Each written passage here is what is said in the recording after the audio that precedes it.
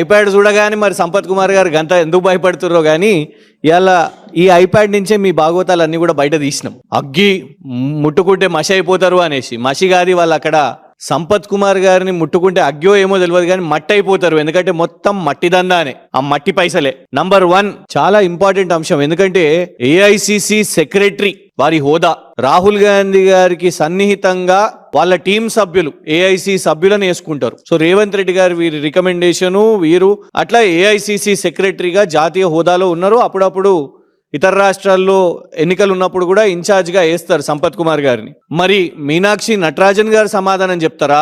లేదు ఏఐసిసి నాయకులు ఎవరన్నా సమాధానం చెప్తారా? లేదు మరి రాష్ట్ర ముఖ్యమంత్రి అలియాస్ హోంశాఖ మంత్రి రేవంత్ రెడ్డి గారు ఏమన్నా సమాధానం చెప్తారా? ఆర్ రేపు వారు అదే ప్రాంతానికి పర్యటన కూడా వెళ్తున్నారు కదా, మీడియా ఛానల్స్ మీద సిట్ ఎంక్వైరీ చేస్తున్నారు. మరి కరప్షన్ మీద విచారణ సిట్ ఎంక్వైరీ రేవంత్ రెడ్డి గారు రేపు ప్రకటిస్తారా?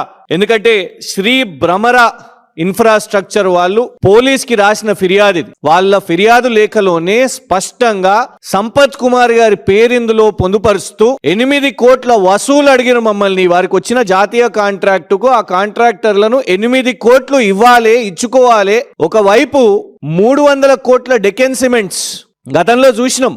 మంత్రి గారి ఇంటి ముందే రోడ్డు మీదే పంచాయతీ. టాస్క్ ఫోర్స్ పోలీసులు ఒక కాంగ్రెస్ మంత్రి కొండా సురేఖ గారి ఇంటికి పోయారు. ఏందబ్బా అనంటే డెకెన్ సిమెంట్స్ అనే ఒక పారిశ్రామికవేత్తను తుపాకీ పెట్టి 300 కోట్లు వసూలు చేసే ప్రయత్నం చేసిర్రు అని. దాని మీద ఎఫ్ఐఆర్ లేదు. ఇవ్వండి ఇంకొకటి అలాంటి సంఘటన. ఇందులో స్పష్టంగా పోలీస్ కంప్లైంట్ లెటర్ కూడా ఉన్నది. 8 కోట్లు సంపత్ కుమార్ గారు వారి అనుచరులతోని మారణాయుధాలతోని, ఇది వాళ్ళ కంప్లైంట్ లెటర్ లోనే. కాంగ్రెస్ వాళ్ళకి అంగ్రేజీ తెలిసి ఉంటే dangerous weapons which caused hurt and grievous hurt, dangerous weapons అని ఆ పోలీస్ కంప్లైంట్ లో పెట్టారు. మరి దీని మీద రేవంత్ రెడ్డి గారు సిట్ విచారణ చేస్తారా? ఇవాళ ఎవరికన్నా కాంట్రాక్ట్లు వస్తే మనం కదా దేవునికి వెళ్ళి తిరుపతికో లేకుంటే యాదాద్రికో వెళ్ళినప్పుడు హుండీలో వేసినట్టు ఫస్ట్ కాంగ్రెస్ నాయకులకు హుండీలో పైసలు వేయాలనంట. 8 కోట్లు ఫస్ట్ అక్కడ చేస్తేనే ఆ తర్వాత పనులు మొదలు పెట్టాలనంట. లేదంటే ఇక నానా బూతులు అవన్నీ కూడా మేము ఇవాళ ప్లే చేయలేము. ఎందుకంటే ఆ బూతులు మీ ఛానల్స్ కూడా వేయలేరు. వేస్తే మళ్ళీ రేవంత్ రెడ్డి గారు మీ మీద కేసులు వేస్తారు. మేము అందుకే ఏమంటున్నామంటే సిట్ విచారణను మీరు ఆదేశించండి.